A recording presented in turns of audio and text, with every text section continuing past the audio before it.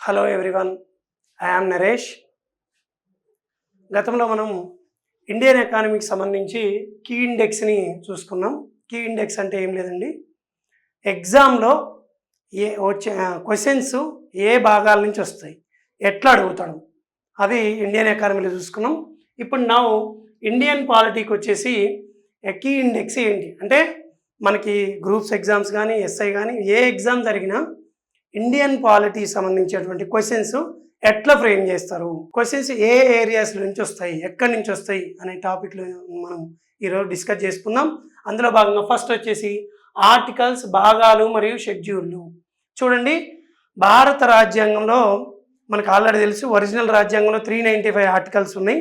కానీ మన exam point of వ్యూలో గ్రూప్స్ ఎగ్జామ్ అయితే ఒక 150 ఆర్టికల్స్ మనం నేర్చుకోవాల్సి వస్తుంది.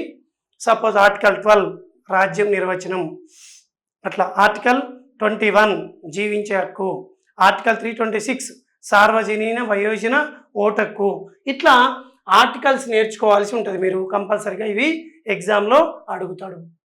నెక్స్ట్ భాగాలు. మొత్తం మన రాజ్యాంగంలో 22 భాగాలు ఉన్నాయి. షెడ్యూల్ వచ్చేసి 12 షెడ్యూల్ ఉన్నాయి. ఆల్రెడీ మీకు తెలుసు. ఆ 22 భాగాలు మొత్తం ఒకటో భాగం ఏంటి, రెండో భాగం ఏంటని మొత్తం భాగాలు చెప్పాలి. ప్లస్ షెడ్యూల్, ఒకటో షెడ్యూల్ ఏం చెప్తుంది, రెండో షెడ్యూల్ ఏం చెప్తుంది, మూడో షెడ్యూల్ ఏం చెప్తుంది, 17వ భాగం అధికార భాషలు, 18వ భాగం అత్యవసర అధికారాలు, షెడ్యూల్, ఒకటో షెడ్యూల్, రెండవ షెడ్యూల్, మూడో షెడ్యూల్, అట్లా 9వ షెడ్యూల్ భూ సంస్కరణలు, ఇట్లా మొత్తం 12 షెడ్యూళ్ళు, 22 భాగాలు, 150 ఆర్టికల్స్. నువ్వు ఖచ్చితంగా బట్టి పట్టాల్సిందే. పడితే నీకు ఎగ్జామ్లో డైరెక్ట్గా ఆర్టికల్స్ అడుగుతాడు, వాటిని నువ్వు ఎగ్జామ్లో చేయొచ్చు. Next sub articles. ఎస్పెషల్లీ ఇక దాదాపు ఏ ఎగ్జామ్ అయినా సరే ఈ మధ్య సబ్ ఆర్టికల్స్ అడుగుతుండు. ఒక ఎగ్జామ్లో అడుగుతుండు, ఇంకో ఎగ్జామ్లో అనలేదు. సబ్ ఆర్టికల్ కూడా అడుగుతుండు. సపోజ్ ఆర్టికల్ 20 సబ్ ఆర్టికల్ 2 అంటే ఏ వ్యక్తినైనా సరే ఒకే నేరానికి 2 సార్లు శిక్షలు విధించొద్దు, అంటే ద్వంద్వ శిక్షలు రద్దు అని చెప్తుంది. లేదా ఆర్టికల్ 15 సబ్ ఆర్టికల్ 3 అంటే స్త్రీలు, పిల్లల కోసం రాజ్యం కొన్ని ప్రత్యేక సౌకర్యాలు కల్పించవచ్చు అని చెప్తుంది. ఇట్లా కొన్ని ఇంపార్టెంట్ సబ్ ఆర్టికల్స్ ఉంటాయి. ఆ సబ్ ఆర్టికల్స్ను కూడా నువ్వు చదవాలి, నేర్చుకోవాలి. నెక్స్ట్ వెరీ వెరీ ఇంపార్టెంట్ కేసులు. మనం ఇండియన్ పాలిటీ చదువుతున్నప్పుడు చాలా కేసులు వస్తాయి. ఇంపార్టెంట్ కేసులు వచ్చేసి Kesavananda Bharat case, Minerva mills case, Golaknath case, IR Coelho case, ఇట్లా ఇంకా రీసెంట్గా ఉన్నటువంటి కేసులు, ఇట్లా చాలా కేసులు వస్తాయి. ఆ కేసులో ఉన్నటువంటి సారాంశం ఏంటి, జడ్జిమెంట్ ఎప్పుడు వచ్చింది, ఆ జడ్జిమెంట్లో ఉన్న సారాంశం ఏందని గుర్తుపెట్టుకోవాలి. చాలా ఎగ్జామ్స్లో ఈ కేసుల గురించి క్వశ్చన్స్ అడుగుతాడు. అయితే మిత్రులారా గమనించండి, ఎస్పెషల్లీ ఎవరైతే ఇప్పుడే ప్రిపరేషన్ స్టార్ట్ చేశారో, ఎవరైతే ఇప్పుడే ప్రిపరేషన్ మొదలుపెట్టారో వాళ్ళకి ఎక్కువగా ఉపయోగపడుతుంది ఈ వీడియో. ఆల్రెడీ సీనియర్ ఆస్పిరెంట్స్కి ఈ విషయాలన్నీ తెలిసి ఉంటాయి, దయచేసి గమనించగలరు. నెక్స్ట్ రాజ్యాంగ సవరణ. మన భారత రాజ్యాంగం అనేది ఇప్పుడు దాదాపు 104 సార్లు పైనే 105 సార్లు దాకా రాజ్యాంగ సవరణలు జరిగినాయి. అయితే అన్ని రాజ్యాంగ సవరణలు ఎగ్జామ్ పాయింట్ ఆఫ్ వ్యూలో అవసరం లేదు.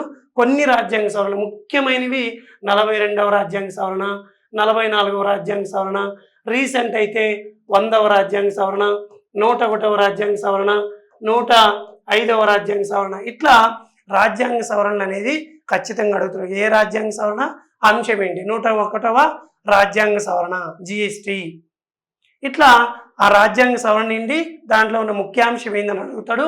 ఇది ఎగ్జామ్ పాయింట్ ఆఫ్ వ్యూలో మీరు రాజ్యాంగ సవరణలు కూడా చదవాలి. నెక్స్ట్ క్రోనాలజీ, సంఘటనలు, క్రమం అంటాం. భారత రాజ్యాంగంలో కొన్ని జరిగినటువంటి సంఘటనల్ని ఒక క్రమ పద్ధతిలో అరేంజ్ చేయండి అంటాడు. సపోజ్ మింటో మార్లే సంస్కరణలు, మాంటేంగ్ వాళ్ళ సంస్కరణలు, తర్వాత ఇంకేదన్నా మన వెవేల్ ప్రణాళిక, రాజాజీ ఫార్ములా అని 4 ఇచ్చి వీటిని కాలక్రమంలో అమర్చండి అంటాడు. అప్పుడు నువ్వు ఏది ముందు జరిగింది, ఏది వెనక జరిగింది కాలక్రమంలో అమర్చాల్సి ఉంటుంది. ఇట్లా చాలా సంఘటనలు, లేదంటే ఏదైనా ఒక కమిటీలు ఉంటాయి, ఆ ఇచ్చినటువంటి కమిటీలు 4 ఇచ్చి వాటిని కాలక్రమంలో అమర్చండి అనొచ్చు. ఇట్లా ఆ క్రమాలు జరిగినటువంటి సంఘటనలు కూడా నువ్వు గుర్తుపెట్టుకొని వాటిని కాలక్రమంలో అమర్చడం నేర్చుకోవాలి. నెక్స్ట్ ప్రముఖుల వ్యాఖ్యానాలు. ఇది చాలా ఇంపార్టెంట్ అండి పాలిటీలో. మన భారత రాజ్యాంగం ఒక ఐరావతం వంటిది అని ఎవరు వ్యాఖ్యానించారు? ఐవర్ జెన్నింగ్స్.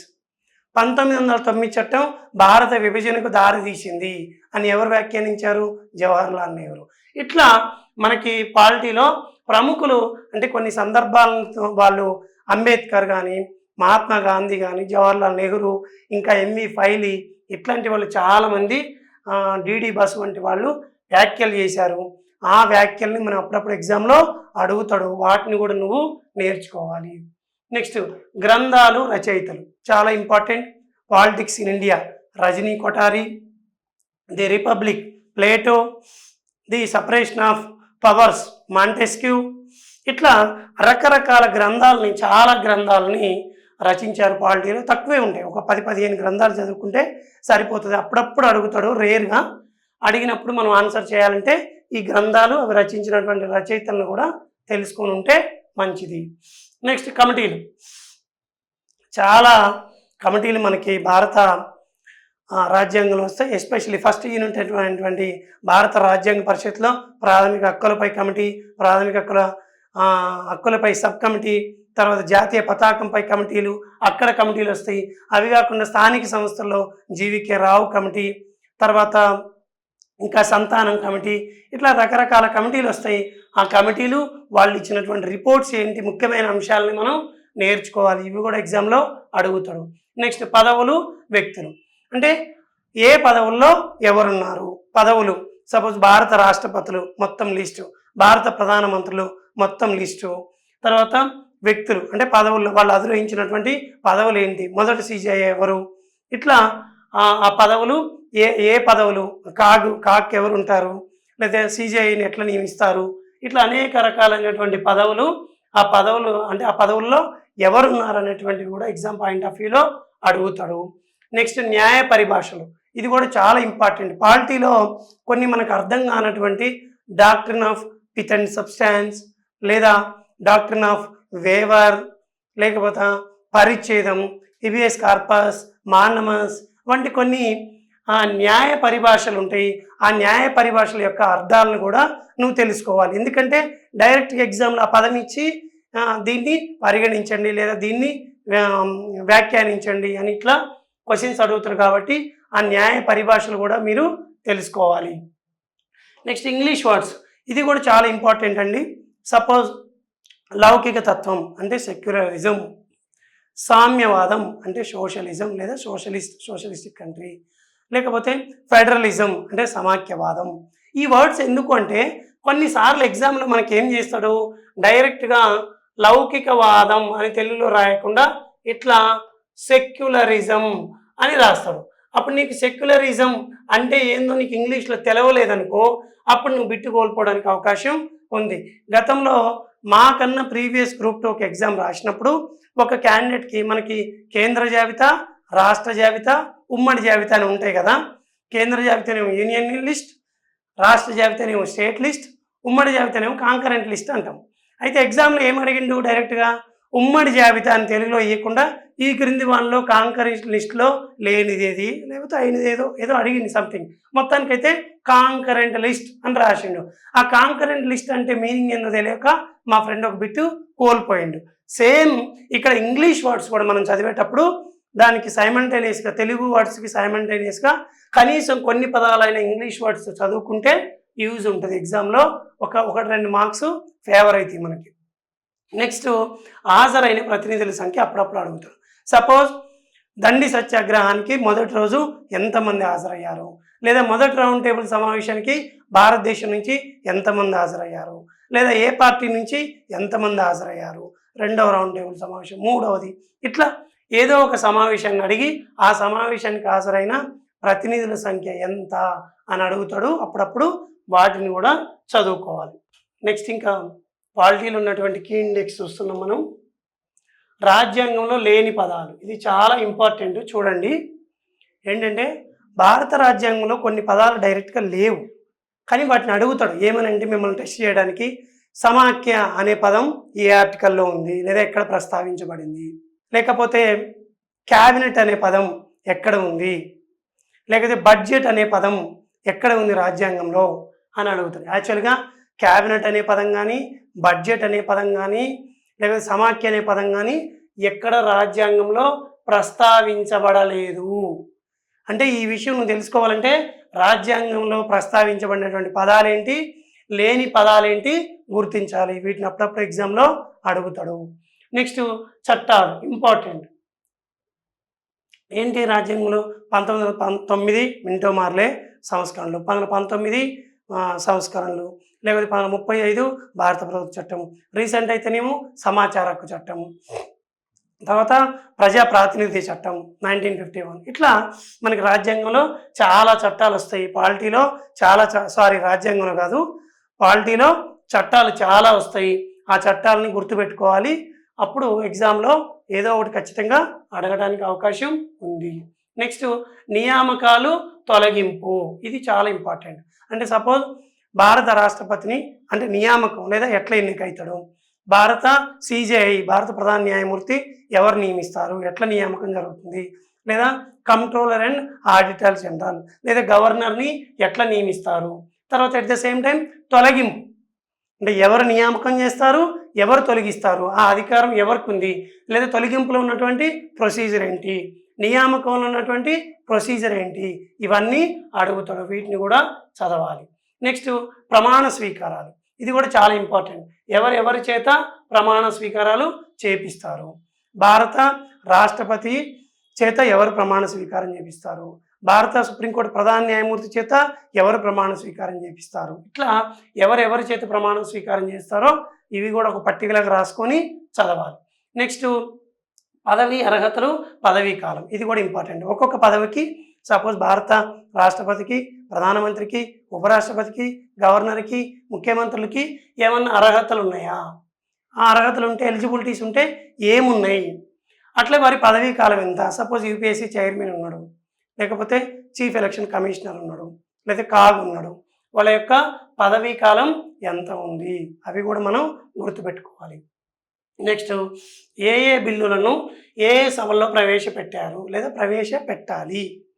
ఇంపార్టెంట్ ఏంటంటే సపోజ్ ఆర్థిక బిల్లు ఉంది, దాన్ని ఫస్ట్ లోక్సభలో మాత్రమే ప్రవేశపెట్టాలి.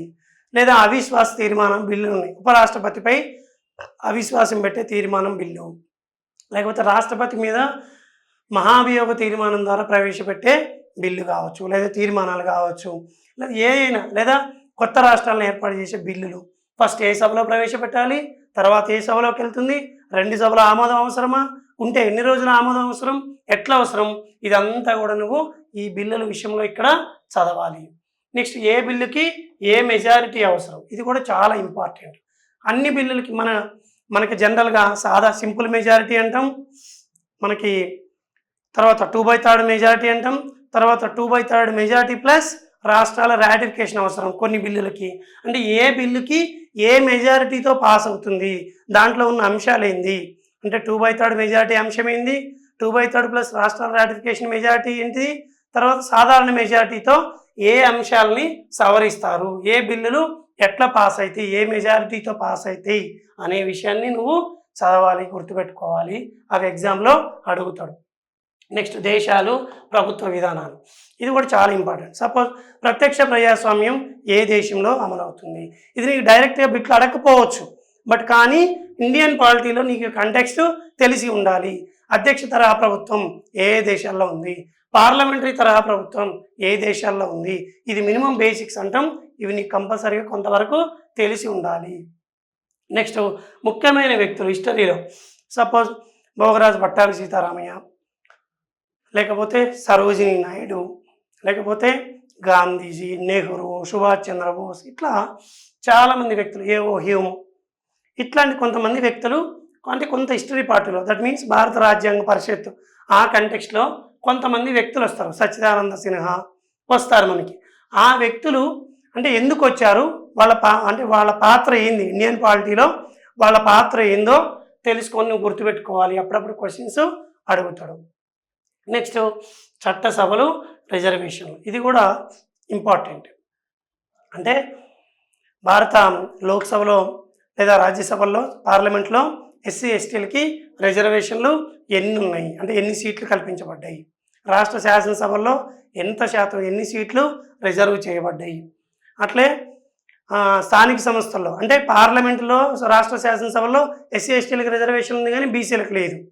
అదే స్థానిక సంస్థల్లో ఎస్సీ ఎస్టీలతో పాటు బీసీలకు కూడా ఉంది. ఏ చట్టసభల్లో ఎవరికి రిజర్వేషన్ ఉన్నాయి. రీసెంట్గా మహిళలకు కూడా చట్టసభల్లో అంటే పార్లమెంటులో లోక్సభ రాజ్యసభలో రిజర్వేషన్లని ప్రవేశపెట్టి ఆమోదించడం జరిగింది. ఇట్లా ఏ చట్టసభల్లో ఏ రిజర్వేషన్లు అమలు అవుతున్నాయి, ఎంత అమలు అవుతున్నాయి అని తెలుసుకుంటే మంచిది. నెక్స్ట్ సంస్థలు. ఇక పాలిటీలో చాలా సంస్థలు వస్తాయి. ఏమిటి? యూపీఎస్సీ కావచ్చు, కాగ్ కావచ్చు, సివిసి కావచ్చు, లేకపోతే జాతీయ ఎస్సీ ఎస్టీ మైనార్టీ బీసీ కమిషన్లు కావచ్చు. ఇట్లా చాలా రకాలైనటువంటి సంస్థలు వస్తాయి. ఆ సంస్థల యొక్క ప్రాధాన్యత ఏంటి, ఆ సంస్థ ఎప్పుడు ఏర్పడింది, సంస్థ ఎందుకు ఏర్పడింది, దాని లక్ష్యం ఏంది అని మినిమం బేసిక్స్ తెలుసుకొని ఉండాలి. క్వశ్చన్స్ కంపల్సరిగా ఎస్పెషల్లీ సంక్షేమ యంత్రాంగంలో కమిషన్ల మీద కంపల్సరిగా బిట్లు అడుగుతాడు.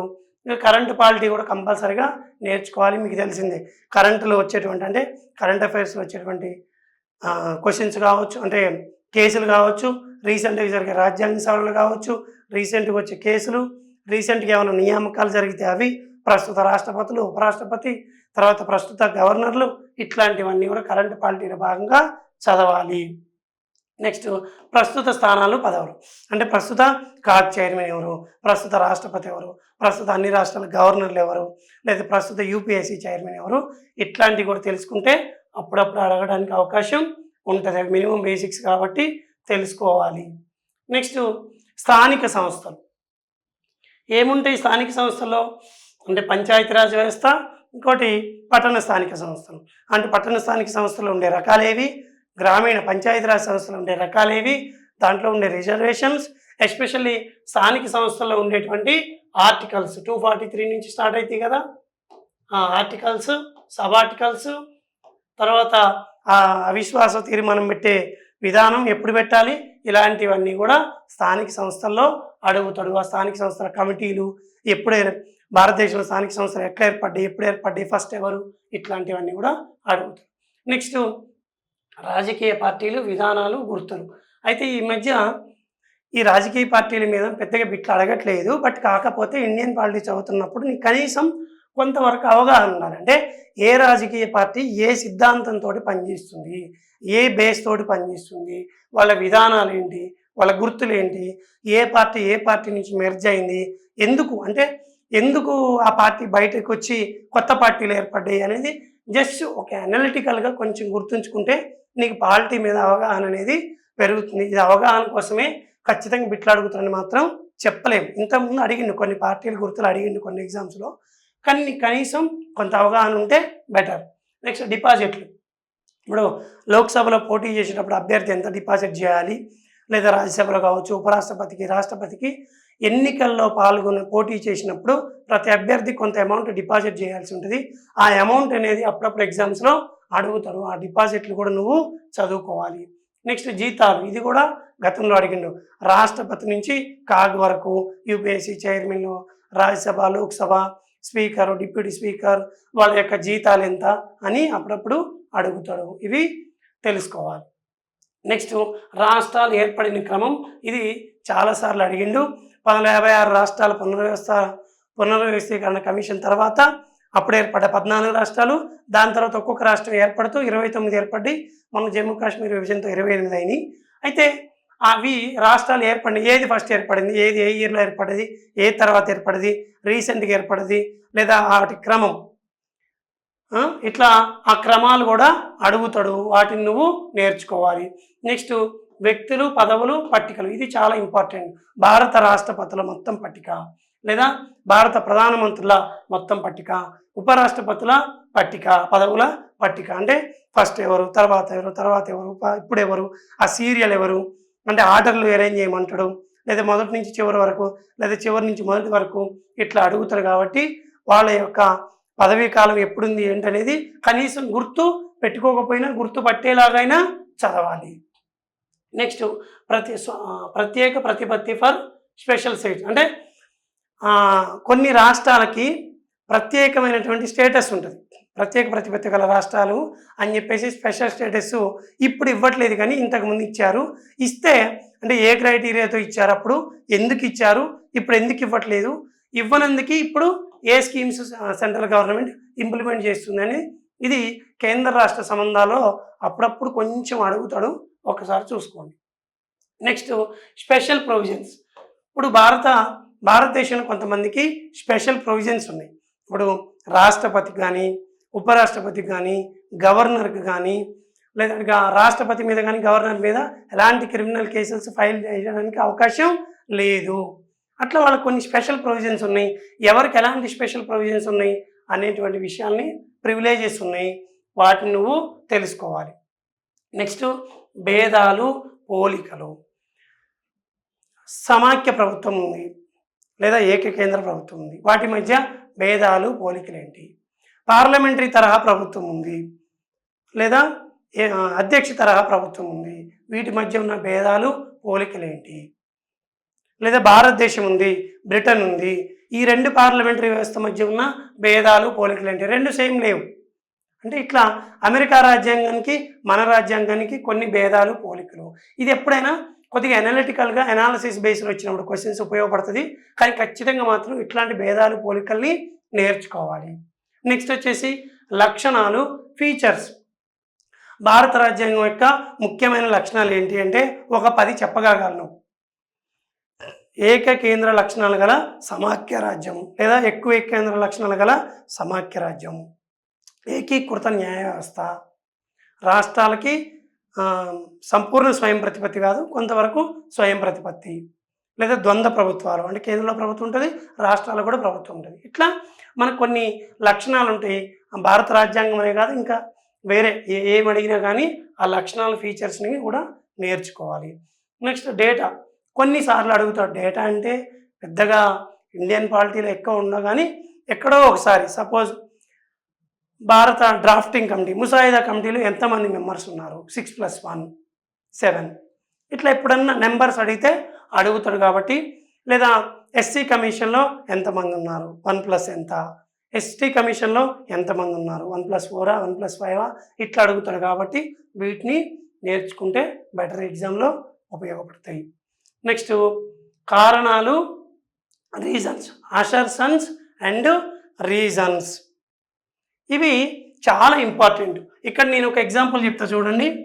ఇది పాలిటీలో చాలా మంచి అవగాహన, అకాడమీ బుక్స్లో చదివితేనే తెలుస్తాయి. అసర్షన్ అంటాం, ప్రకటన అంటాం. సపోజ్ ఇక్కడ నేను ఒక ప్రకటన చెప్తున్నా. ఏంటిది అంటే 1935లో మన అంటే స్వతంత్రానికి ముందు సమాఖ్య ప్రభుత్వాన్ని ప్రతిపాదించడం జరిగింది. 1935 భారత ప్రభుత్వ చట్టంలో భారతదేశంలో ఫెడరల్ స్టేట్ సమాఖ్య దేశంగా ప్రతిపాదించబడింది అనేది స్టేట్మెంట్.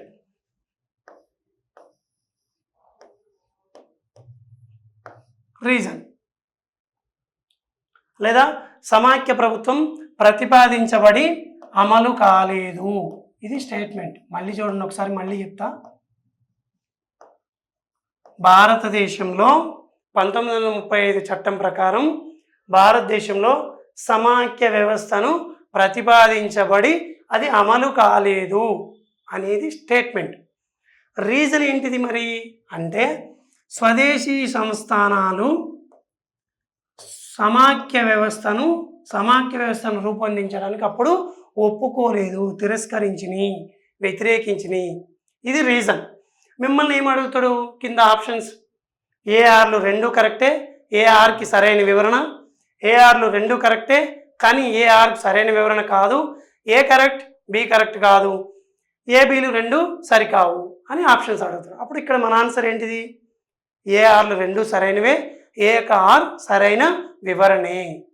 ఇట్లా మనం ఎక్కువగా టెక్స్ట్ బుక్స్, అకాడమీ బుక్స్ చదువుకునేటప్పుడు ఇలాంటి క్వశ్చన్స్ని ఐడెంటిఫై చేసి మనం ఇది అసర్షన్ రీజన్ రూపంలో అడగొచ్చు అని గుర్తించి నీకు నువ్వే ఐడెంటిఫై చేసుకొని చదువుకోవాల్సి ఉంటుంది. నెక్స్ట్ వచ్చేసి లాభాలు, నష్టాలు. అంటే జనరల్గా ఇది ఇది లాభాలు నష్టాలు అనేది డైరెక్ట్ నీ క్వశ్చన్ అడగడు. లాభాలు నష్టాలు అనేది ఏంటిదంటే సపోజ్ అధ్యక్ష తరహా అంటే లాభాలు మీన్స్ పాజిటివ్ స్టేట్మెంట్స్, నష్టాలు means negative statements, negative views. ఏంటిది అంటే సపోజ్ అధ్యక్ష తరహా ప్రభుత్వం వల్ల కొన్ని లాభాలు ఉంటాయి, అంటే కొన్ని పాజిటివ్ పాయింట్స్ ఉంటాయి. ఏంటివి? పార్లమెంటరీ తరహా ప్రభుత్వంలో కొన్ని నెగిటివ్స్ నష్టాలు ఉంటాయి, అవేంటి? లేకపోతే ఈ ఒక వ్యవస్థ, ఇప్పుడు సపోజ్ మహిళలకి రిజర్వేషన్లు కల్పించడం చట్టసభల్లో, దానివల్ల లాభాలు జరిగే లాభాలు ఏంటి ఇండియాకి అంటే ఇదంతా అనలిటికల్ కంటెక్స్ట్లో తీసుకుంటాం మనం. ఇట్లా కొన్ని అనలిటికల్ కంటెక్స్ట్లో కూడా బిట్లు అడుగుతారు కాబట్టి ఇలాంటి వాటిని కూడా నువ్వు చదవాల్సి ఉంటుంది. ఇంకా పాలిటీలో బిట్లు ఎక్కడెక్కడ అడుగుతాడు? సంస్కరణలు తెలుసు మీకు ఆల్రెడీ. 1909 మింటో మార్లే సంస్కరణలు, లేకపోతే 1919 మాంటేగ్ చేమ్స్ఫోర్డ్ సంస్కరణలు, లేకపోతే 1935 చట్టం, 1857 చట్టం, ఇట్లా రకరకాలైనటువంటి చట్టాలు ఉంటాయి, మీకు ఆల్రెడీ తెలుసు. వాటన్నిటిని ఆ సంస్కరణలు ఏంటివి? లేదంటే ఎలక్షన్ రిఫార్మ్స్, ఎన్నికల సంస్కరణ, భారతదేశంలో ఎన్నికల సంస్కరణలు ఏమేమి ఇచ్చారు, పంచాయతీరాజ్ వ్యవస్థలో వచ్చినటువంటి రిఫార్మ్స్ ఏంటివి, వాటి ఎఫెక్ట్ ఏంది, ఏ రిఫార్మ్స్ తెచ్చారు, లేదా ఏ సవరణలు తెచ్చారు, ఇట్లాంటివన్నీ కూడా చదవాలి. నెక్స్ట్ నిర్వచనాలు, బేసిక్ కీవర్డ్స్. ఇది చాలా ఇంపార్టెంట్ అండి. నీకు పాలిటీలో ఖచ్చితంగా పదాలకి నిర్వచనాలు తెలిసి ఉండాలి. లౌకిక తత్వం అంటే ఏంటి, సార్వభౌమాధికారం అంటే ఏంటి, సమగ్రత అంటే ఏంటి, ప్రాథమిక హక్కులు అంటే ఏంటి, ప్రాథమిక విధులు అంటే ఏంటి, గణతంత్రం అంటే ఏంటి, ప్రభుత్వం అంటే ఏంటి, ఇవి బేసిక్ వర్డ్స్. ఈ బేసిక్ కీలక పదాల నిర్వచనాలు నీకు అర్థాలు తెలియకపోతే నువ్వు పాలిటీలో లోపలికి పోయినప్పుడు ఆ సబ్జెక్ట్, ఆ పదాల మధ్య ఉన్నటువంటి కోరిలేషన్ అర్థం కాక నీకేమి అర్థం కానట్టు అనిపిస్తుంది. కాబట్టి నిర్వచనాలు, బేసిక్స్, కీలక పదాలు తెలుసుకోవాలి, చదవాలి. నెక్స్ట్ మొట్టమొదటి అంశాలు, ఇవి ఇంపార్టెంట్, ఏ సబ్జెక్ట్లో అయినా ఉంటాయి. భారతదేశ మొట్టమొదటి రాష్ట్రపతి ఎవరు, లేదా భారతదేశ లోక్సభ మొట్టమొదటి స్పీకర్ ఎవరు, లేదా భారతదేశ మొట్టమొదటి కాగ్ ఎవరు, ఇట్లాంటివి డైరెక్ట్ బిట్లు కొన్ని అడగట్లేదు, కానీ అప్పుడప్పుడు మ్యాచ్ ద ఫాలోయింగ్లో నీకు బిట్లు పడడానికి అవకాశం ఉంటుంది. నెక్స్ట్ లక్షణాలు, ఇది ఆల్రెడీ చెప్పుకున్నాం మనం. లక్షణాలు ఏంటంటే చెప్పిన భారత రాజ్యాంగం లక్షణాలు, ఇట్లా ప్రతిదానికి కొన్ని పార్లమెంటరీ ప్రభుత్వ లక్షణాలు, సమైక్య ప్రభుత్వ లక్షణాలు, ఏకకేంద్ర ప్రభుత్వ లక్షణాలు అని అడగడానికి అవకాశం ఉంటుంది. డైరెక్ట్ వీటిలో అడగకపోయినా నీకు పాలిటీ అర్థం కావాలంటే దాని వెనక ఉన్న కంటెక్స్ట్ అర్థం కావాలి. నెక్స్ట్ మారు పేర్లు, మరొక పేర్లు, ఇది కూడా చాలా ఇంపార్టెంట్ పాలిటీలో. కానీ అనే కాదు, ఏ సబ్జెక్ట్లో అయినా కొన్నిటికి డబల్ పేర్లు ఉంటాయి, అంటే 2 పేర్లు, 2 రకాల పేర్లు, 3 రకాల పేర్లు ఉంటాయి. ఎట్లా? ఒక ఎగ్జాంపుల్ చూసుకుంటే మారు పేర్లు, మరొక పేర్లు. మన పాలిటీలో కొన్నిటికి, కొన్ని పదాలకి సేమ్ పేర్లు ఉంటాయి, అంటే గణతంత్రం అన్నా రిపబ్లిక్ అన్నా ఒకటే, చట్టసభలన్నా శాసనసభలన్నా ఒకటే. ఇట్లా శాసన ఉల్లంఘన ఉద్యమం అంటే శాసనం అన్నా చట్టం అన్నా ఒకటే. ఇట్లా కొన్నిటికి డబల్ పేర్లు ఉంటాయి, 2-3 రకాల పేర్లు ఉంటాయి. ఆ 2-3 రకాల పేర్లు నీకు తెలుసుకోకపోతే కన్ఫ్యూజ్ అయ్యి బిట్లు పోయే అవకాశం ఉంటుంది. డియర్ ఫ్రెండ్స్, ఇది ఇండియన్ పాలిటీ యొక్క కీ ఇండెక్స్. నేను 43 అంశాలను గుర్తించిన, ఇంకా ఏమైనా గుర్తించిన అంశాలు ఉంటే మీరు వాటిని నా దృష్టికి తీసుకురండి. ఫర్దర్ నేను చెప్పేటువంటి వీడియోస్లో ఎక్స్ప్లెయిన్ చేస్తా.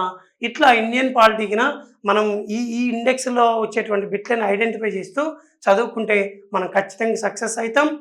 ఫ్రెండ్స్, ఇట్లా చదువుకొని మీరందరూ కూడా సక్సెస్ కావాలని కోరుకుంటూ మన ఛానల్ని లైక్ చేయండి, షేర్ చేయండి, సబ్స్క్రైబ్ చేయండి. Thank you.